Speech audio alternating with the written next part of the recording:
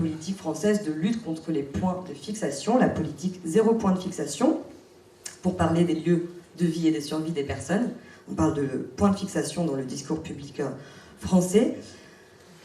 Donc l'idée là, c'est, puisque l'État français ne peut pas expulser du territoire la plupart des personnes exilées qui sont présentes sur le littoral britannique, puisque ce sont des personnes qui fuient des contextes de guerre, des persécutions politiques, qui risqueraient des traitements inhumains et dégradants si elles étaient expulsées dans leur pays d'origine. Donc il y a une impossibilité d'expulsion par l'application du droit. La stratégie qui est mise en place, c'est de produire cet environnement suffisamment hostile pour favoriser l'auto-expulsion des personnes exilées, c'est-à-dire qu'elles se dissuadent, elles se découragent et qu'elles partent d'elles-mêmes, ce qui ne fonctionne absolument pas, j'y reviendrai.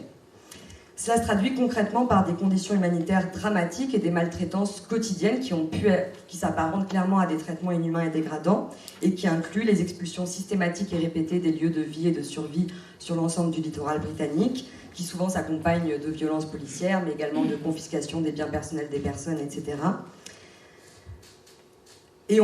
Et dans cette stratégie 0 point de fixation, toutes les entraves à l'action solidaire, humanitaire des associatifs et des militants fait aussi partie de cette logique dissuasive.